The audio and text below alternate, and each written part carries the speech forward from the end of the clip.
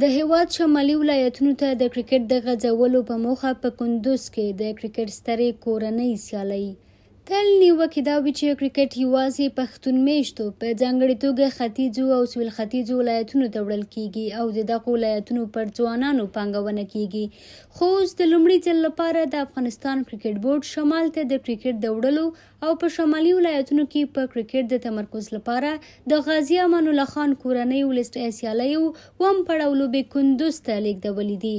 د غازي امان الله خان لېست سياليو اووم پړاو چې د روانې جولای میاشتې په 10 پیل شوی پکې تر دې دمه ټولې 3 لوبې شوي چې 4 نن د میوند اتلانو او ماهي پرستورو ترمنځ ترسره کیږي.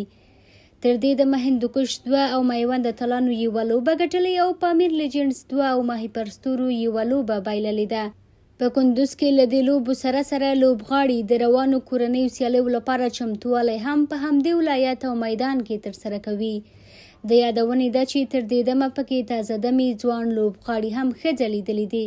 په همدې حال کې دغو سیالیو ته له کندز او بېلابېلو ولایتونو سلګونه نندارچیان د لیدلو لپاره راځي. په ټوله کې د کرېکټ د مینوالو او شنونکو غوښتنه دا ده چې د هېواد په شمال کې د په کرېکټ تمرکز ډیر شي، څو شماليوال هېوادوال هم له کرېکټ سره مینه پیدا کړي، ورته مخه کړي او د کرېکټ لوبډلې مو پراخ بنسټه او د ټولو قومونو د لوبغاړو په شتون سره ټولګډونه شي. د شمالي ولایتونو د اوسیدونکو او ځوانانو همیشنۍ ګیله همدا ده چې ولې د دوی په ولایتونو کې د کرېکټ فرصتونه نشته او دوی ته د کرېکټ برخه نه ورکول کیږي. دا په داس حال کې ده چې د افغانستان په ملي 19 کلنې اولف لوبډله کې تر ډیره لوبغاړي پښتانه او د سویل ختیځو او ختیځو ولایتونو اوسیدونکي دي.